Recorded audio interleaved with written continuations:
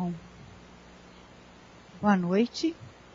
Dando sequência ao nosso programa Diálogo com a Corregedoria, hoje nós vamos receber o Dr. Olavo Pires de Camargo Filho, que é oficial de registro civil das pessoas naturais da comarca de Santa Isabel, aqui em São Paulo, que vai falar sobre a representação de pessoas jurídicas.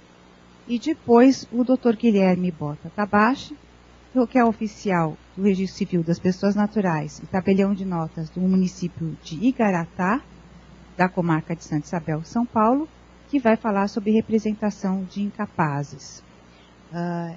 Os dois temas são pertinentes a vários problemas enfrentados pela população, procura serventias extrajudiciais para realizarem os atos da vida civil e se encaixam dentro dos aspectos práticos da representação nas serventias extrajudiciais.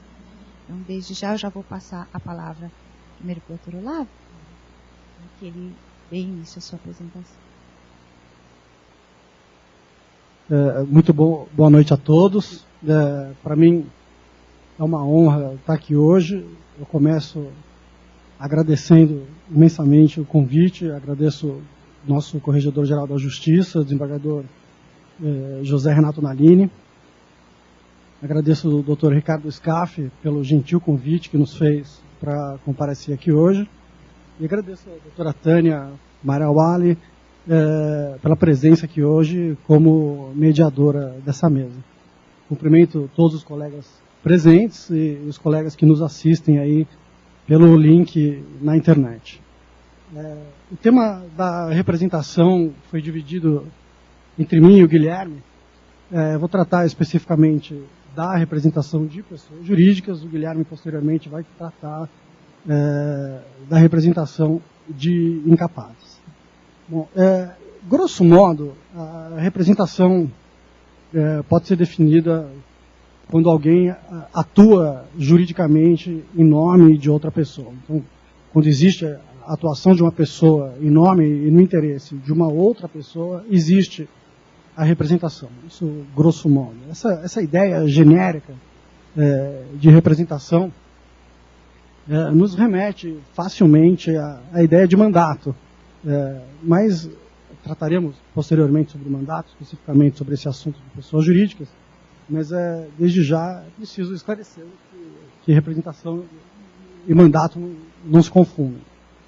Mandato é um contrato entre mandante e mandatário.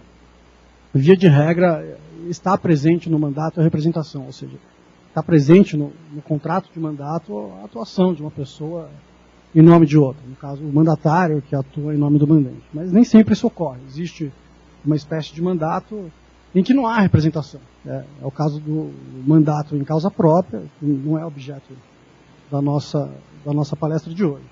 Já a representação é mais genérica, ela existe, está presente em vários outros atos da nossa vida civil e jurídica, e não se encontra tão só no contrato de mandato. Se encontra, por exemplo, a representação dos pais em relação aos seus filhos menores, que será exatamente a palestra que o Guilherme vai proferir mais tarde, chamada de representação legal por força do Poder Familiar do Código Civil de 2002. Pode-se dar ainda a representação judicial, né? Por exemplo, o inventariante, que é nomeado para representar o espólio no inventário, ou ainda ela pode ser a representação voluntária, que é o caso do mandato, mas é o caso também das pessoas jurídicas que são constituídas por ato de vontade dos seus sócios, que criam esse novo ente com personalidade jurídica própria e nomeiam uma pessoa, um sócio ou mais de um, para ser o representante dessa sociedade. Então, que é exatamente o objeto da nossa palestra aqui de hoje. Especificamente nas serventias extrajudiciais, existe uma série de cautelas que precisam ser necessariamente tomadas a fim de termos a correta qualificação da representação dessa pessoa jurídica. Essas cautelas são realmente imprescindíveis. A primeira delas, na verdade, é a solicitação para a pessoa que comparece na serventia a fim de praticar o ato em nome de uma pessoa jurídica, solicitação do contrato social ou do estatuto. É preciso que tenhamos em mãos, necessariamente e sem sombra de dúvida, a última versão do contrato social. Né? E como temos certeza de que temos a última versão, a fim de verificarmos quem é o representante e se aquele representante não foi substituído posteriormente. Né? Caso se trate de uma sociedade empresária, pode ser feita uma consulta no site da JUSESP, junsesponline.com.br, que aqui no estado de São Paulo é uma consulta gratuita e facilmente de ser feita. Então, é emitida pela consulta pelo número do CNPJ, pelo NIRI, é emitida uma ficha com todas as alterações do contrato social daquela sociedade empresária. Pela data da última alteração, você sabe se você tem em mãos a última via do contrato social da sociedade. Essa cautela é imprescindível para termos certeza de que foi apresentado para aquela pessoa que se diz representante da pessoa jurídica e pretende, na serventia, praticar algum ato jurídico. Né? E, caso não se trate de uma sociedade empresária, o registro, nesses casos, é feito no registro civil de pessoas jurídicas, encarregados do registro dos atos constitutivos de sociedades simples, associações e fundações. De mesmo modo, deve ser feita essa mesma análise e solicitação da última via do estatuto ou do contrato social da sociedade simples. Uma consulta ao registro civil das pessoas jurídicas e, se for o caso, se houver alguma alteração, a solicitação de uma nova certidão. Né? Esse é o primeiro passo que temos que dar necessariamente a fim de termos a correta qualificação da representação da pessoa jurídica. O segundo passo seria a análise da cláusula de representação propriamente dita. Né? Vamos analisar o contrato social, naquela cláusula que delimita quem é exatamente o representante, quais os poderes que ele recebeu dos sócios para atuar juridicamente em nome da sociedade, e se existe alguma limitação de poderes, se ele atua sozinho, se ele atua em conjunto com outro representante, se existe alguma limitação a ele, se ele pode outorgar procuração, por exemplo, ou não, se ele pode atuar na venda de imóveis. Isso é a cláusula que vai dizer, é livre a definição da representação societária pelos sócios. O que nós não podemos esquecer, e é extremamente relevante para a nossa atividade notarial e registral, nesse momento da representação, é que existe o artigo 1015 do Código Civil. Eu tomo liberdade de pegar aqui.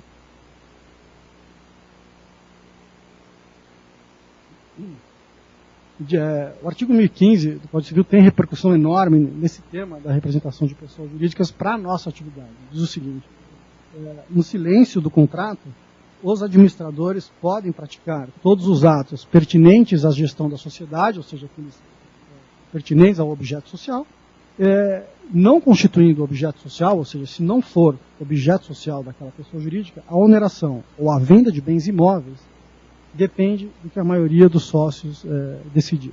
Então é um artigo que vem limitar aí os poderes de representação das pessoas jurídicas quando se tratar especificamente da venda e oneração de bens imóveis. Nesses casos, não pode, então, por força do Código Civil.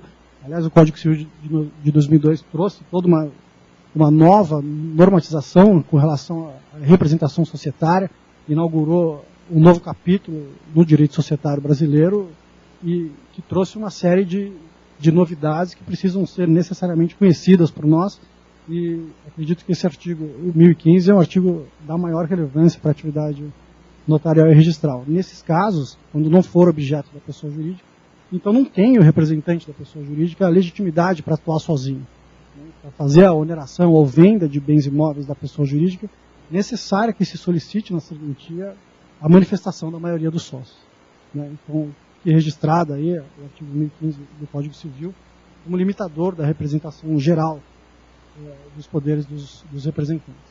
Uma terceira providência, também imprescindível, seria a análise da regularidade da inscrição do CNPJ da pessoa jurídica no site da Receita Federal. Uma consulta também muito simples de ser feita e uma cautela imprescindível aí, de ser tomada pelos tabeliões. E, por fim, seria a solicitação dos documentos pessoais do representante a fim de qualificá-lo pessoalmente.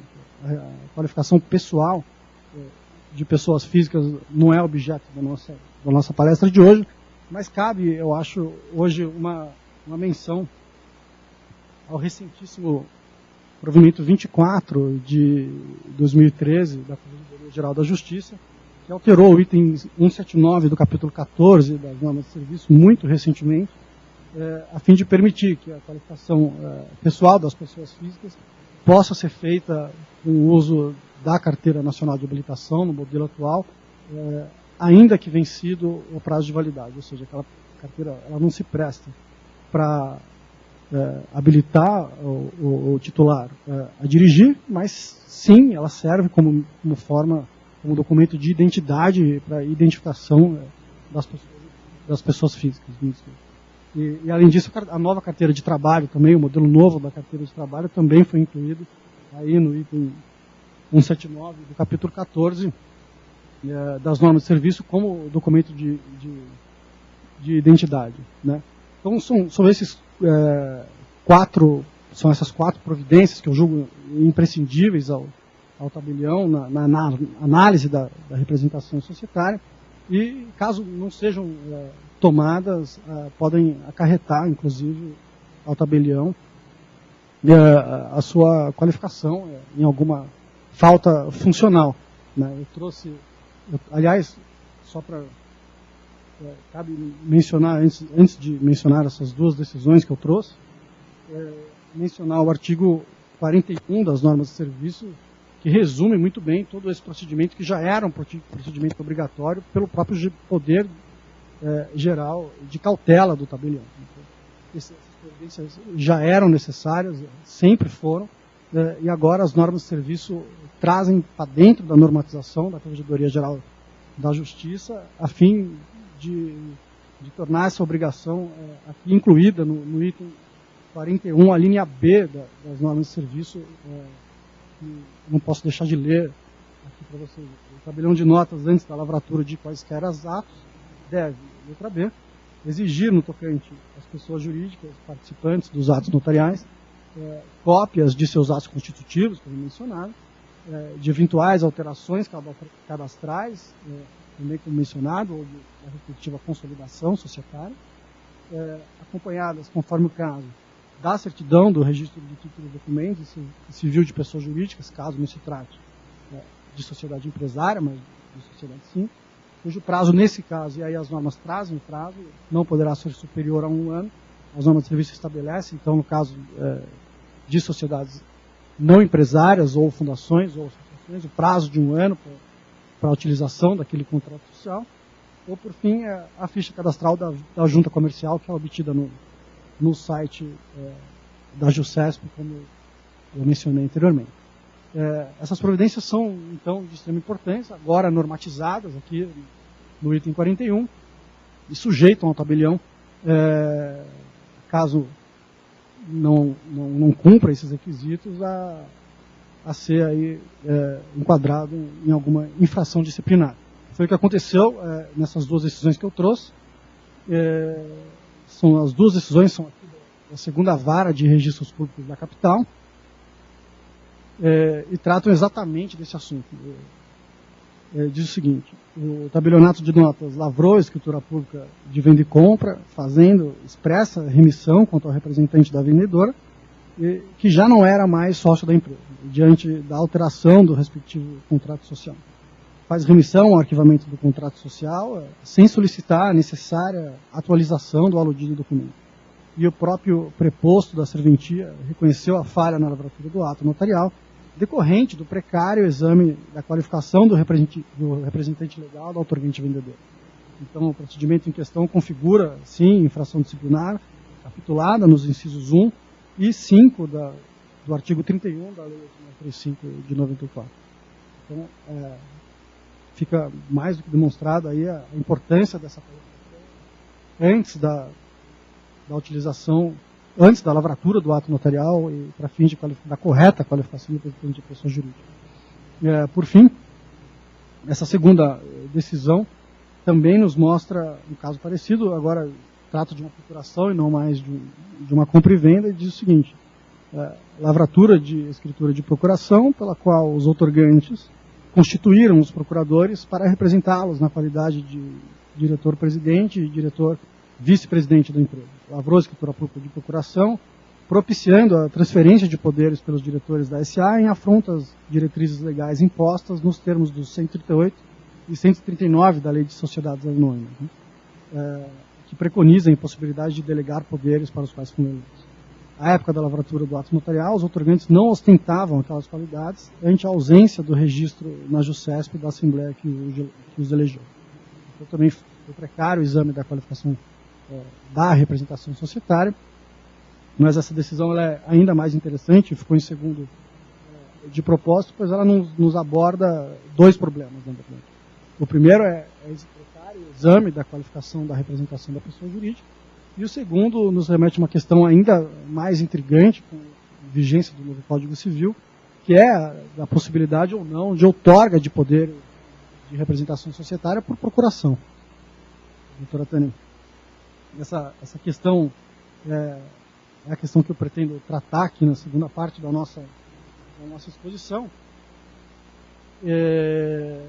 e exige uma análise um pouco mais aprofundada aí da nova normatização inaugurada pelo Código Civil de 2002, que trouxe exatamente nesse assunto artigos novos, rompendo com o que havia no Código Civil de 1916.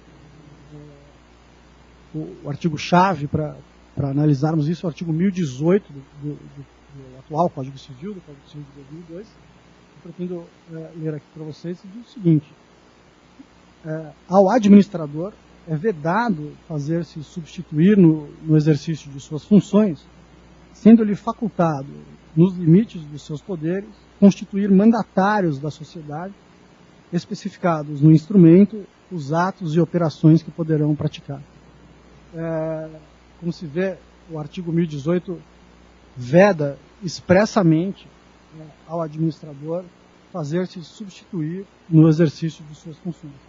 Mas logo em seguida faculta, nos limites de seus poderes, constituir mandatários da sociedade, se especificado no instrumento, os atos e operações que poderão praticar. Então, como devemos interpretar corretamente esse artigo 1018 do Código Civil? Quais são os atos que podemos lavrar na serventia notarial? Pode ser lavrada uma procuração de outorga de poder e de representação societária das pessoas jurídicas ou não? Ou isso é vedado pelo Código Civil, né, por força desse artigo 1018. Como vemos aqui da redação literal do artigo, ele diz o seguinte: ao administrador é vedado fazer-se substituir. Né? Então, a gente entende que essa delegação de poderes é vedada ao administrador. Ao administrador não pode, ele, sozinho, delegar os poderes que ele recebeu por força do contrato social ou de nomeação em ato separado, mas que os poderes de representação societária que ele recebeu da pessoa jurídica, delegar esses poderes a um terceiro por procuração. Quem pode fazer isso? A pessoa jurídica pode. Então, se houver uma pessoa jurídica lavrando a procuração, se for a pessoa jurídica, a outorgante da procuração, pode sim ser feita a procuração, mas não pode ser o administrador quem outorga esses poderes. Né? Ao administrador é vedado.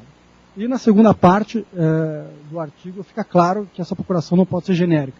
Não pode ser uma procuração para poderes gerais de representação social.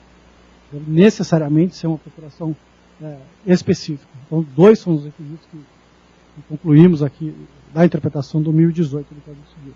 Primeiro, que a outorga de poderes deve necessariamente partir da pessoa jurídica, e dois, que a procuração deve ser para poderes específicos e jamais genéricos, sob pena de caracterizar a delegação de gerais de poderes. Sobre a interpretação desse artigo 1018 do Código Civil, eu trouxe algumas breves palavras do professor Tavares Borba, que a respeito do 1018 ele diz o seguinte: com o novo Código Civil, que permitiu administradores não sócios, a delegação foi inteiramente banida do direito societário, tanto que não incluídas as normas específicas sobre sociedade limitada. Foi ainda vedada de forma expressa, na parte geral, no artigo 1018, em que se estipulou que o administrador não poderá se fazer substituir no exercício de sua função.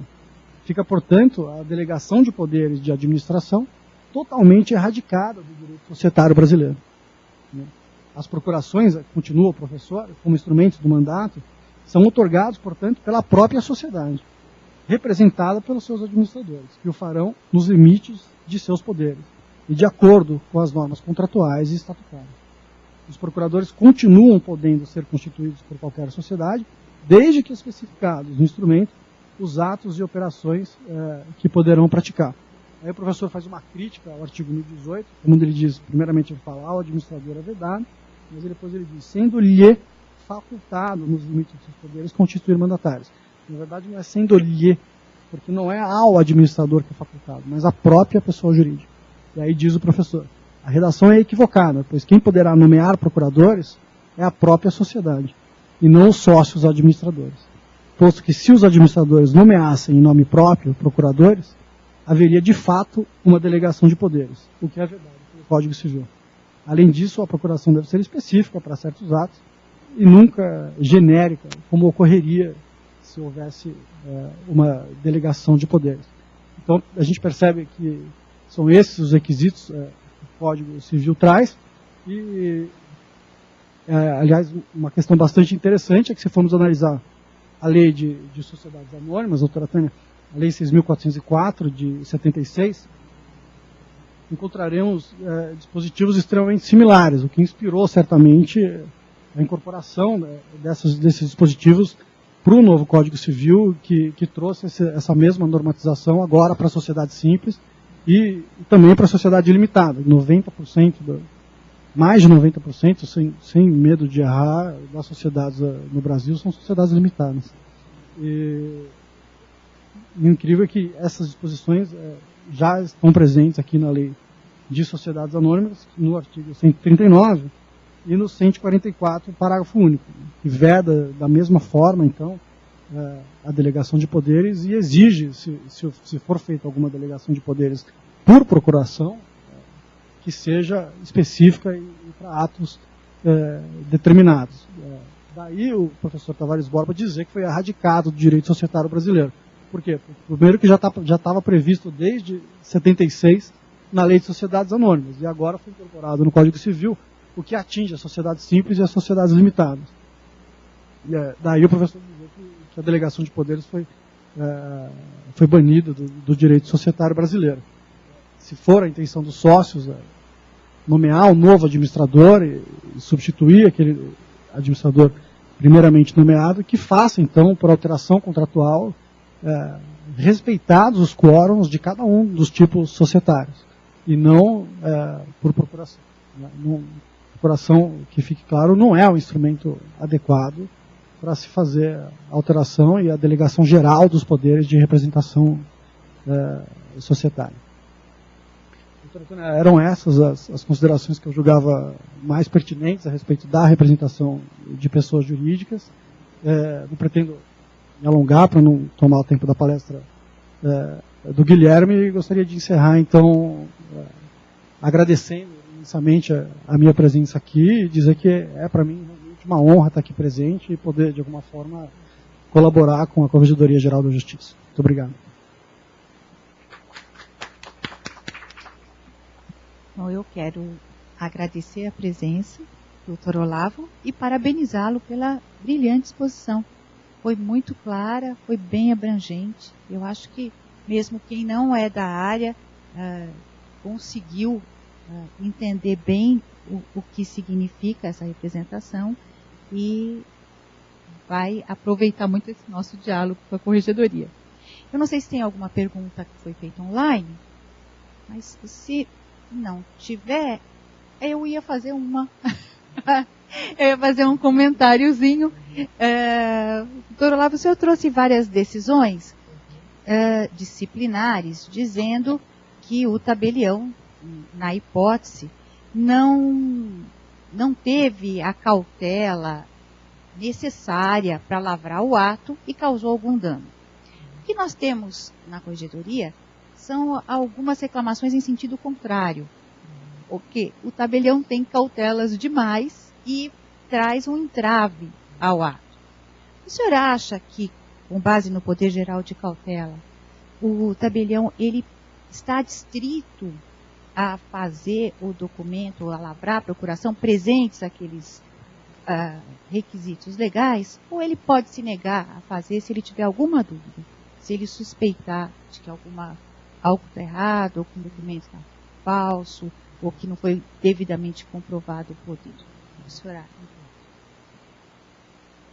Bom, doutora, entendo que caso exista dúvida, é aconselhável e, ao meu ver, é até dever do tabelião evitar a lavratura, a fim de evitar que surja o conflito e evitar a produção de insegurança jurídica. A atividade do tabelião de notas deve ser voltada para profilaxia jurídica, a fim de evitar o conflito. Então, se há dúvida na lavratura do ato, se há insegurança para a produção daquele ato notarial, certamente que o ato deve sim ser recusado. E, mesmo com os documentos, se há dúvida, se há alguma suspeita de alguma fraude, sem dúvida que o ato não deve não ser praticado. É importante esclarecer isso, porque os usuários, muitas vezes, não entendem isso. E o ato tem que ser praticado por uma pessoa qualificada para trazer segurança jurídica. Então, eles reclamam, às vezes, do contrário, quando deveriam, em busca da própria segurança de todos, né, do mercado financeiro, enfim, de todos, zelar para que fossem cumpridos todos os requisitos. Mesmo que dê um pouquinho mais de trabalho, né? Um pouquinho mais de trabalho. Pois não.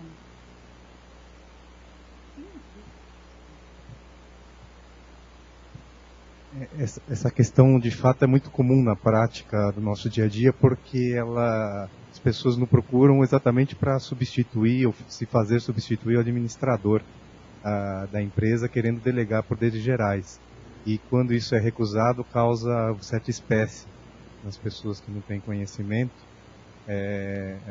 exatamente porque elas querem, por motivos de viagem, o administrador vai viajar, elas querem delegar a uma pessoa todos os poderes e fazer a empresa. É muito difícil realmente, né? Você precisa ter bastante conhecimento para explicar o porquê não pode fazer isso, né? Mas a minha pergunta para o Dr. Olavo é no seguinte sentido. Na análise do contrato social, pelo menos na prática tenho visto que muitos poucos deles tocam na questão da possibilidade de se nomear representante, outorgar a procuração, não, a maioria silencia. O entendimento do senhor que prevalece é que realmente no silêncio isso é permitido e só não seria se tivesse expressamente vedado? Boa noite, Milton. Muito obrigado pela presença aqui e também pela sua participação. Na ausência do contrato social, ou seja, se o contrato social silenciar a respeito da possibilidade do representante outorgar ou não poderes de representação societária, deve ser utilizada exatamente essa interpretação que foi feita aqui. Ou seja, o 1018 do Código Civil. É possível lavrar a procuração? Sim, é possível. Quem é o outorgante? A própria pessoa jurídica e não o administrador, né? Além disso, a procuração deve necessariamente conter poderes específicos e jamais gerais, sob pena de ser caracterizada a delegação de poderes que é vedado pelo Código Civil. Tem mais uma pergunta aqui? Boa noite. Ainda com relação à delegação do poder do administrador, você sugeriu a alteração contratual. Eu gostaria de saber como faríamos a cobrança. A gente poderia fazer o contrato social, a alteração do contrato social por escritura pública, e como poderíamos cobrar essa alteração por escritura pública. Então, como poderíamos cobrar a alteração? Precisaria ver a tabela de custos e emolumentos. Eu não tenho ela aqui, mas eu acredito que tem um item específico para essa cobrança, no caso de ser lavrada. Porque eu já imaginei que pudesse ser uma saída, sugerir para o cliente a alteração contratual e a saída já por escritura pública, né, para facilitar a situação. Só que o problema é que se a gente cobrar, o problema seria a cobrança, né, o custo de uma procuração e o custo da alteração, mas na verdade eu não sei como poderia. Eu precisaria da tabela de notas aqui, eu não estou aqui com ela, mas acredito que deve ter um item, se não tiver um item específico, seria no geral de atos sem valor. Bom, eu tenho 2 perguntas aqui que foram feitas pela internet. Eu acho que eu vou fazer então no final, para não tirar o tempo do Dr. Guilherme. Vou passar então a palavra para ele para falar um pouquinho sobre a representação de incapaz. Boa noite a todos.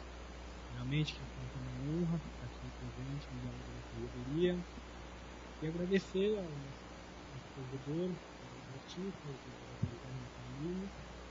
agradecer a doutora Tânia pela presença aqui como mediadora. E agradecer ao Dr. Ricardo Scaff pelo convite. E que realmente é uma honra estar aqui e poder passar um pouco do dia a dia do que se passa na serventia, na nossa prática do tabelião de notas, né? O tema que ficou limitado para mim é a representação de incapaz.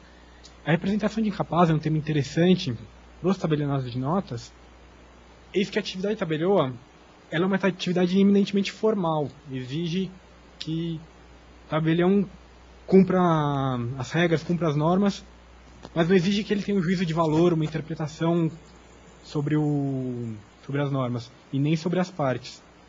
Isso exige uma prudência maior do tabelião para verificar quando se trata de incapacidade e capacidade. A incapacidade é importante também, em virtude que ela é um elemento de validade do negócio jurídico. Então, o artigo 104, inciso 1, coloca que a validade do negócio jurídico requer agente capaz. Não tendo capacidade, o negócio será nulo. Né? Mas como que descobrir essa capacidade? Como saber se existe capacidade da parte ou não? O Código Civil de 2002 ele estabeleceu alguns critérios, algumas diretrizes para verificar a capacidade. A primeira delas é a integridade mental. Se o cliente que comparece à serventia tiver integridade mental, ele é capaz. O segundo critério é a expressão da vontade. Se ele puder expressar sua vontade de qualquer maneira, pode ser falando, pode ser gestualmente, e até interessante o caso de um filme francês que chama Escafandra Borboleta, em que um editor sofreu um derrame e ele perdeu o movimento total do corpo. O único gesto que ele conseguia era piscar os olhos. E com esse piscar de olhos, ele conseguiu escrever um livro, porque a enfermeira ia ditando as letras para ele, e quando era a letra que ele queria, ele piscava o olho. Então ele conseguiu expressar sua vontade apenas com um piscar de olhos. Nesse caso, ele não seria considerado incapaz. Poderia ser feito um ato com relação a ele. Outro critério que o Código Civil colocou foi a idade. O Código colocou uma presunção absoluta, no caso, que os menores de 18 anos não têm capacidade. E os menores de 16 anos, no caso, seriam absolutamente incapazes, e os entre 16 e 18 seriam relativamente incapazes. E, por fim, o Código colocou que os ébrios e os toxicômanos seriam considerados relativamente incapazes. Por que o Código Civil colocou essas pessoas como incapazes e exigiu que um terceiro ou representasse eles ou assistisse? Isso é em virtude da proteção desses incapazes, da proteção e da administração, uma terceira pessoa para administrar os bens desses incapazes. Com relação à representação e assistência que eu acabei de falar, é importante diferenciá-las porque, na prática notarial, o representante, no caso dos absolutamente capazes, o incapaz não precisa comparecer à serventia. Apenas o representante comparece ao ato e assina. E no caso de assistência, comparece o relativamente incapaz e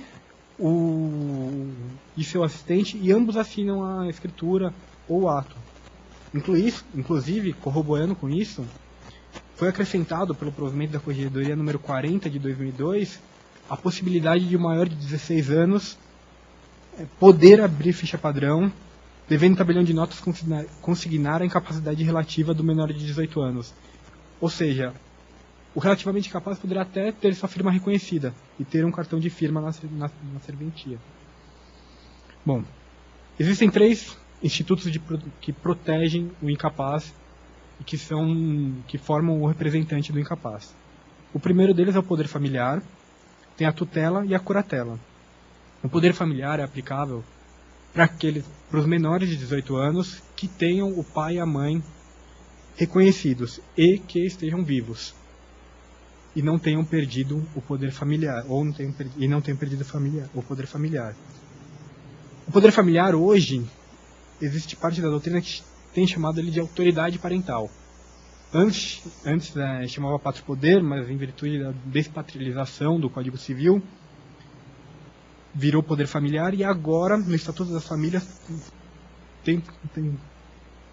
estão chamando de autoridade parental, porque isso corrobora mais com a solidariedade familiar e o melhor interesse do menor. Né? Outro instituto é a tutela. A tutela é aplicada para os menores também de 18 anos, que não tenham poder familiar, que sejam órfãos, ou que tenham havido a perda ou destituição do poder familiar. E por fim, a curatela, que é aplicada tanto para os maiores incapazes, como para os menores também, que sofrem de alguma enfermidade que tenha prejudicado a integridade mental. Bom, feita essa breve introdução sobre a incapacidade, eu vou direto aos atos que são praticados na serventia. Primeiramente, eu vou tratar como que o tabelião deve verificar se a pessoa tem capacidade ou não. Primeira precaução que ele deve tomar não é uma obrigatoriedade isso, mas é sempre uma recomendação e depende da prudência do tabelião. É pedir uma certidão de registro civil da parte que comparece. Eu entendo que isso também, hoje, aliás, aqui em São Paulo, não vai prejudicar o andamento da escritura, porque com a CRC, que facilitou e agilizou muito as certidões de nascimento e de casamento, eu entendo que isso não prejudica o andamento da escritura. Na certidão, vai constar eventuais averbações de perda de poder familiar, de suspensão do poder familiar e de tutela, ou uma anotação de uma interdição. E com isso o tabelião vai também saber quem que é o que estaria representando este incapaz. Caso não conste nada, e o tabelião tenha alguma dúvida se a parte tem uma incapacidade, é interessante fazer uma entrevista reservada com esse incapaz e perguntar sobre o ato que está sendo realizado.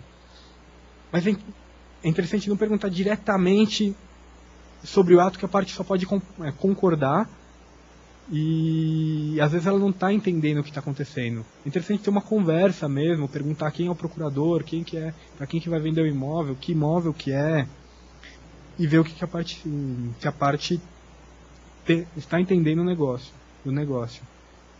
Também é interessante não pedir laudo médico. Existe uma prática que exige laudo médico para verificar. O convencimento tem que ser do tabelião, não tem que ser de médico. O tabelião que tem que fazer esse conhecimento e ele que vai fazer esse juízo de valor. Por isso que essa é uma exceção que é normal da atividade de tabelioa. Nesse caso, ele teria que fazer um juízo de valor da parte. Bom, feito isso, eu vou fazer uma análise sobre os atos que podem ser praticados. O primeiro ato que eu vou tratar é da compra e venda. Será que o representante de um incapaz pode realizar uma compra e venda? O representante legal, ele apenas tem atos de administração dos bens do menor, do incapaz, no caso, e essa administração é apenas voltada para o sustento do incapaz. Então ele não tem poderes especiais, no caso. Inclusive, no poder familiar, o artigo 1691 do Código Civil coloca que não podem os pais alienar ou gravar de ônus real os imóveis dos filhos, nem contrair em nome deles obrigações que ultrapassem os limites da simples administração, salvo por necessidade e evidente interesse da prole, mediante prévia autorização do juiz. Então, no caso da venda, é necessário um alvará anterior à escritura para poder ser lavrado. Esse alvará tem que constar na escritura, no corpo da escritura. E na tutela e curatela, também existe uma limitação desses poderes. E o artigo 1748 coloca que compete também ao tutor, com autorização do juiz, ou seja, com o alvará, vender-lhe os bens móveis cuja conservação não convier e os imóveis nos casos em que for permitido. E também o 1750, combinado com o 1748, coloca que os imóveis pertencentes aos menores, sob tutela, somente poderão ser vendidos quando houver manifesta vantagem, mediante prévia avaliação judicial e aprovação do juiz. O Código Civil de 2002, ele acabou com a necessidade de asta pública que tinha no Código 16. Hoje pode ser feita diretamente no tabelião de notas, desde que haja o alvará. Com relação à venda, claro que o representante não poderá vender bem dos imóveis, bem do incapaz. Mas e com relação à compra? O Código Civil, ele não fala nada da compra. Mas no meu entender, eu entendo que se o menor estiver adquirindo bens, se o incapaz estiver adquirindo bem, pelo representante legal, o representante estaria utilizando dos bens do menor para uma despesa extraordinária, não uma mera administração, nem para o sustento. Então, no caso, eu entendo que também seria necessário um alvará judicial para o incapaz adquirir um bem. Mas será que existe alguma possibilidade de um incapaz adquirir bens sem o alvará? Mais para frente eu vou tratar dela, mas primeiro eu tenho que tratar da doação, que é um outro ato do tabelionário de notas. Primeira consideração que eu tenho que fazer é que para os absolutamente incapazes, o Código e no caso de doação simples, o Código Civil dispensou a aceitação. Isso veio com uma influência do Código Português e do Espanhol, em que também dispensa a aceitação. No Código de 16, eles davam uma aceitação tácita ao incapaz. Existia uma aceitação do incapaz. No Código de 2002 houve uma melhora e dispensou a aceitação no caso de ser uma doação pura e simples. Ademais, também existia uma prática tabelioa no Código de 16 de dizer que o tabelião aceita pelo menor. Isso também era uma prática que vinha das ordenações filipinas e que foi caminhando até o Código de 2002, que colocou que é dispensada a aceitação. Não é necessário que o absolutamente capaz, tratando de doação pura, necessite aceitar.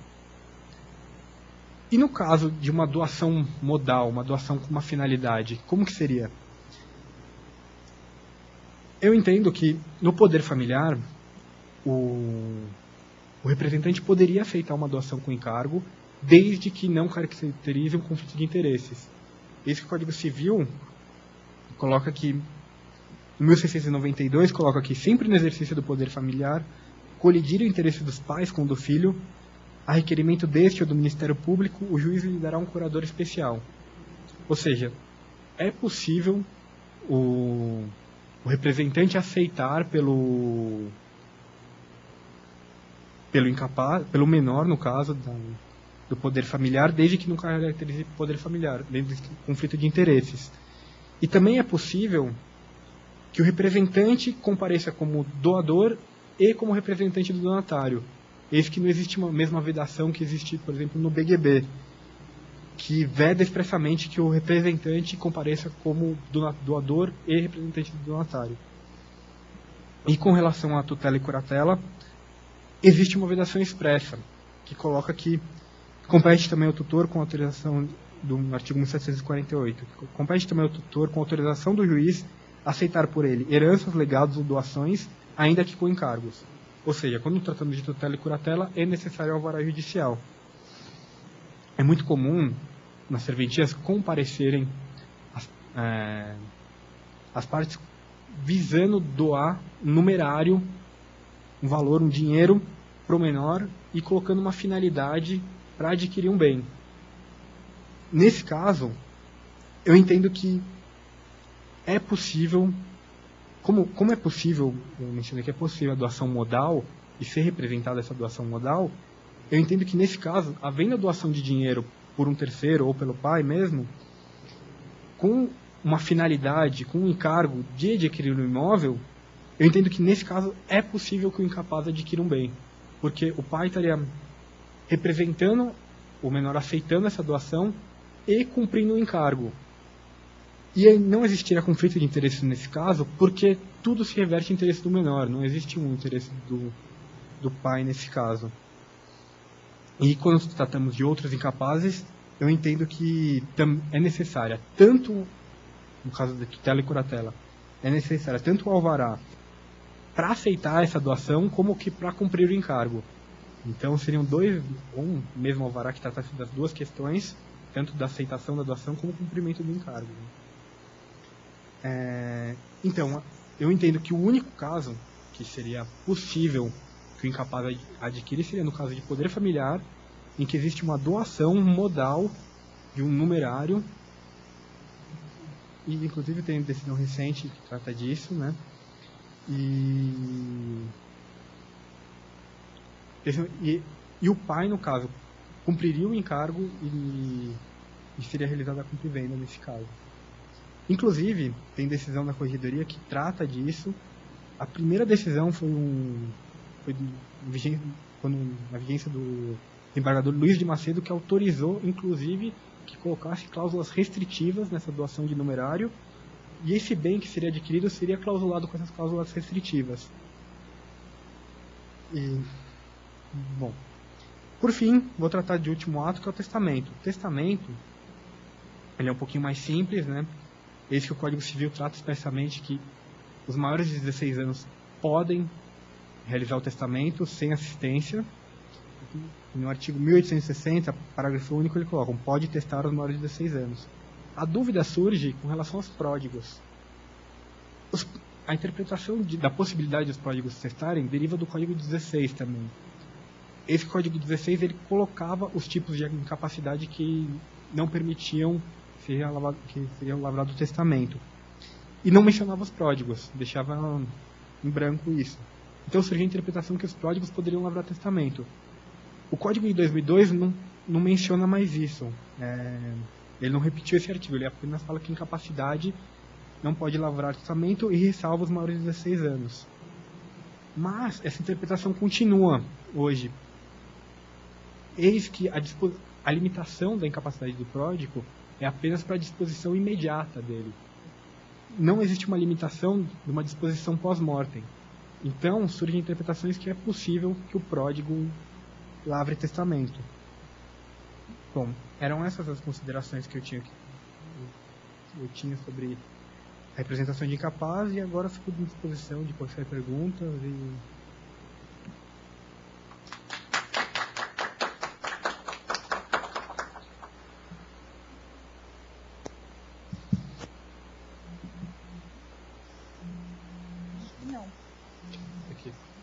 Pegar isso daqui.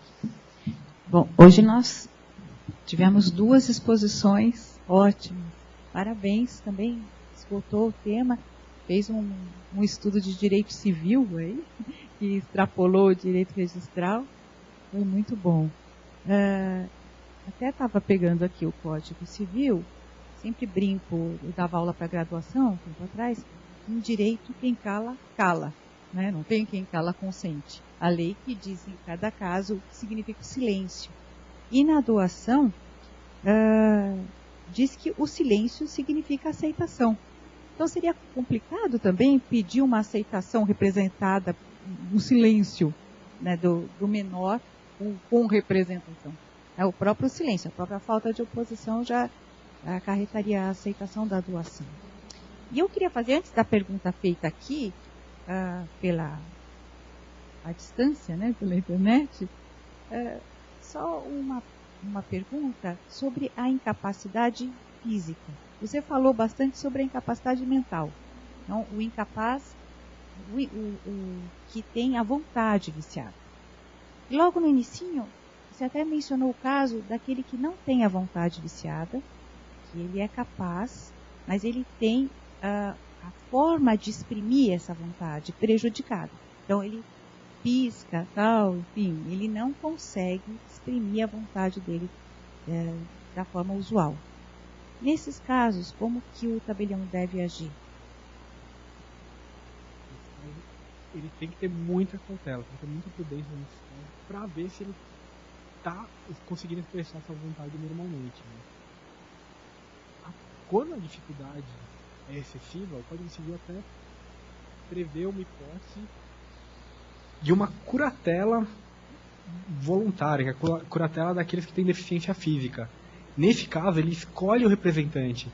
Ele pode escolher, ele é interditado, mas ele escolhe seu representante. Seria um caso, ele mesmo solicita a curatela. Então, se fica muito complicado de verificar se ele está expressando a sua vontade, exprimindo a sua vontade, é interessante orientar as partes a promover essa curatela de deficiente de que tem algum problema físico que... Deficiente auditivo ou visual. Há previsão no informe? Com relação aos deficientes visuais, inclusive até tem que ter as normas em áudio, tem que ter a tabela de cobrança em áudio ou em braille. Com relação a testamento, para quem tem dificuldade visual, tem que ser lido 2 vezes. Então existem algumas cautelas com relação aos deficientes visuais, auditivos. No caso dos auditivos, eles têm que ler o ato, né? Os visuais podem ser lidos por terceiro também, por um terceiro que leia o ato para ele, pode nomear uma outra testemunha. Então existem algumas cautelas com esse tipo de algumas deficiências físicas. Eu vou ler então aqui primeiro a pergunta feita pelo Dr. Guilherme, que é do tabelião Júlio César Bezerra Rizzi, de Piracicaba. Ele fala: o senhor não vê com bons olhos o atestado, mas apesar da prudência do tabelião, pairando dúvidas da rigidez mental do usuário, o senhor não concorda que o atestado, por neurologista ou psiquiatra, corrobora ainda mais a segurança jurídica do ato, vez que ao tabelião foge a legítima aferição da real capacidade para a prática do ato e, com isso, até evitar a provocação do judiciário? O que eu entendo nesse caso é que se o tabelião verificar que a parte não tem capacidade, ela não tem que lavrar o ato. É independente do laudo ou não. Pode ser que ela tenha dúvidas que a parte não tenha capacidade, mas surja um atestado médico comprovando que ela tem capacidade. Eu acho que essa interpretação deve ser do tabelião, deve ser ele que forma o juízo de valor dele, independente do laudo ou não. É claro, se ele tiver dúvida e aparecer um laudo que consta que a pessoa tem alguma enfermidade que afete a integridade mental e a rigidez mental dela, ele não tem que lavrar. Mas se ele tiver dúvida, mesmo que pareça um laudo que a parte não tem deficiência nenhuma, eu acho que ele...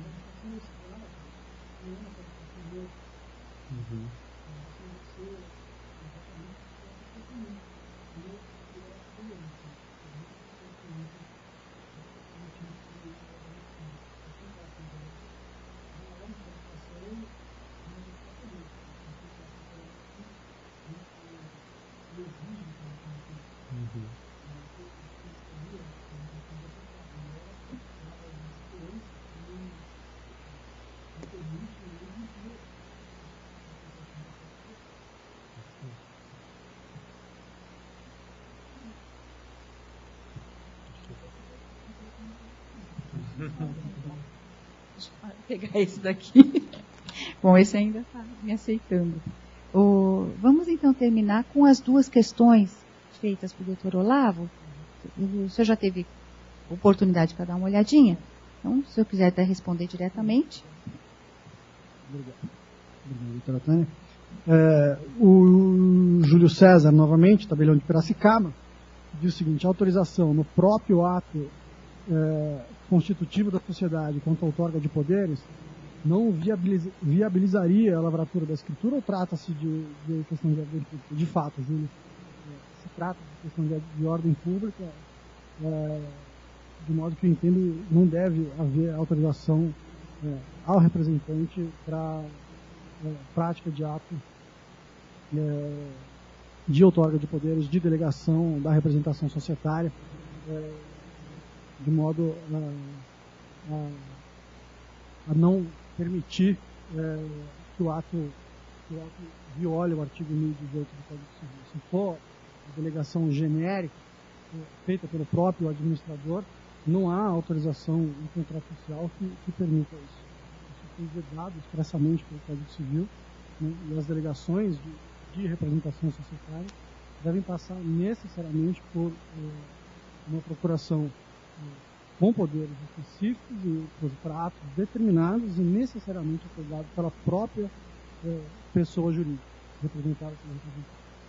Em relação do Marcos Rogério Puzo, chefe de São José de Rio Preto, é o seguinte: no item 179, de acordo com as normas de serviço, pode servir a CNH vencida. A norma fala em passaporte não vencido. Porque, na verdade, Marcos, teve uma alteração recente desse item, né?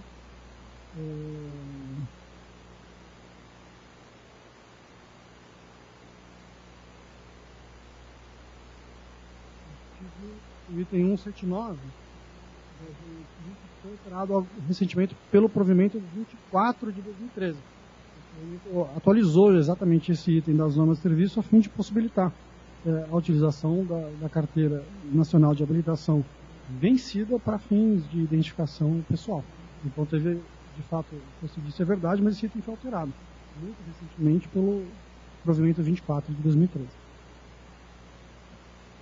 Eu quero agradecer imensamente a colaboração do Dr. Olavo e do Dr. Guilherme, em nome da Corregedoria Geral.